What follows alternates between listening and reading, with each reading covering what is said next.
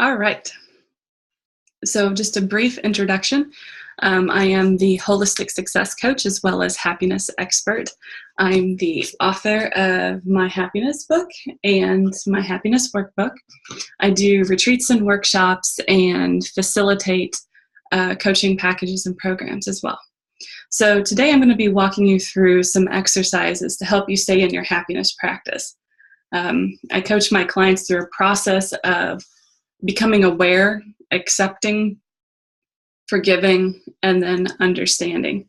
And so today's webinar is about building on the skills that I've shared previously in other webinars in this series, as well as the resources I sent out as emails as part of this basically DIY package. And then, of course, there's also all the resources in the Growing Our Happiness Facebook group. So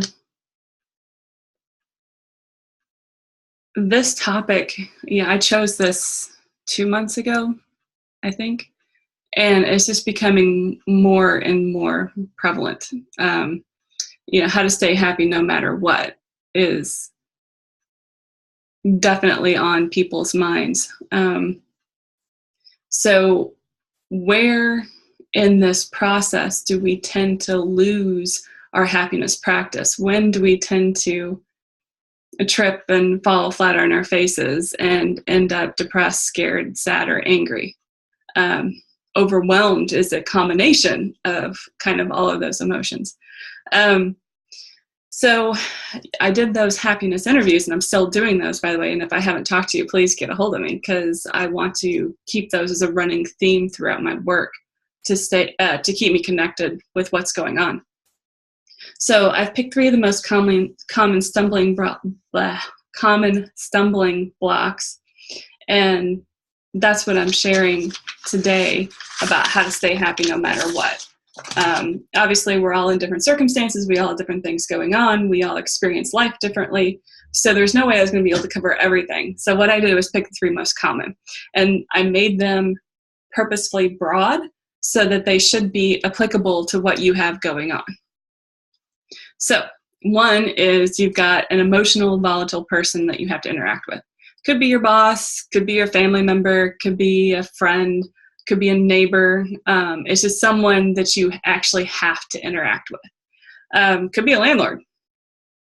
So number 2 is when you get down on yourself. It's so easy to start the blame game and start shaming yourself and get down on yourself internally, and that can definitely disrupt your happiness practice. And number 3,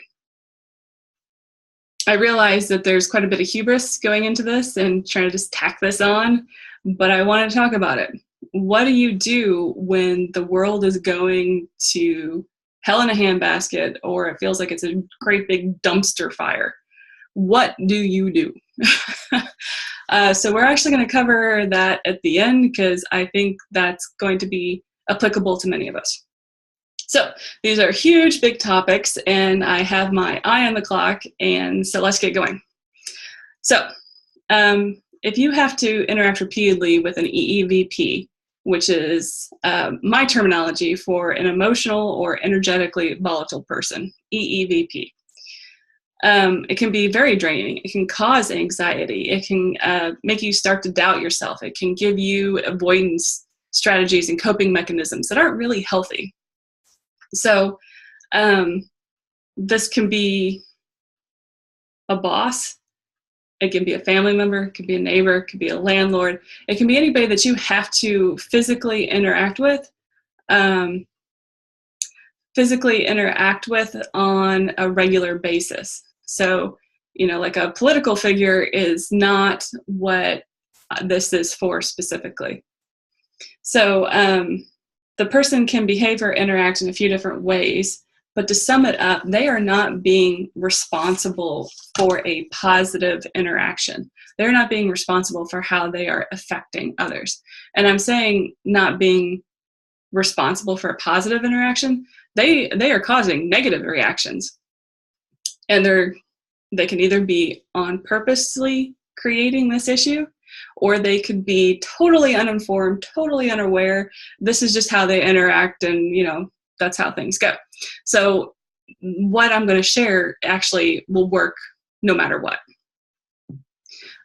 So this process that I'm teaching is awareness, acceptance, forgiveness, and understanding. So we become aware in the body first. We accept through our emotional body. We forgive through our spiritual body, and we understand in our mental or our logical body. And so if you've got my book, you can actually go, there's a mandala in the front.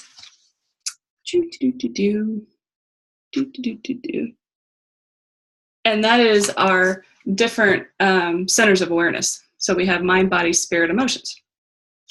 So you have to first be aware of the problem. If you're not aware of the problem, if you're not aware that this is affecting you, then you're dead in the water. This is the first part. And so how do you know? How do you become aware, right? This is the first big hurdle to jump over to become emotionally happier and emotionally mature and stable. One of the things I really encourage you to do is come up with your coping mechanisms. What do you do when you're trying to avoid something, when you're trying to cope with something? So having these as a list is really helpful to kind of give yourself a little cheat sheet to what the fuck is going on, right? So mine is, I will try and binge watch Netflix. I will mindlessly scroll through social media.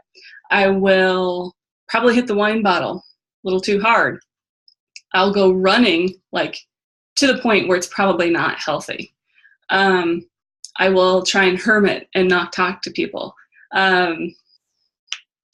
I will consume a whole chocolate bar in one sitting and usually end up wearing it all over my face. It's very hot. So what are your coping mechanisms? What are your strategies that your body puts into place to try and protect you? Some of them can actually be good.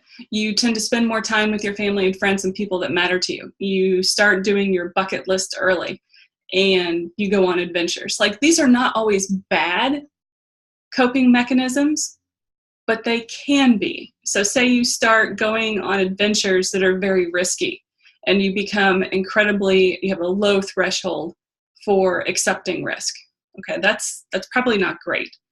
What about if you only live for today, you have no thought of the future? So you're not saving, you're blowing your budget, you're maxing your credit cards to get yourself these experiences now because you have no hope of the future. Okay? Again, probably not your best strategy. So it's about consciously creating what we need to go forward. And, the assumption is that we're all going to survive this and we'll be looking at each other and like, oh, now what? Like my grandpa said, if I had known I was going to live this long, I would have taken a lot better care of myself. You don't know. There is no promise. So the best we can do is the best we can do. And that is live now and keep an eye to the future as well. So you're aware. You've noticed that you're doing these coping mechanisms. You're realizing you're doing these avoidance strategies. You're aware that there's an issue with this person. The next stage is to accept. Okay. Can you accept what is going on? Can you get to the bottom of it? Can you accept that this person is doing this behavior and affecting you this way? Or do you go through denial? That's a choice too. Do you say, well, yeah, that's just me being too sensitive. I'll just get over it. Or, oh, I just misinterpreted that. That's fine. That's no problem. Or I don't have time to deal with this right now. Put it on the wayside. See, you have choices. You always have choices. Can you accept what this person is bringing into your emotional sphere? Okay. So I'm assuming you're all with me and you've accepted what this person is doing.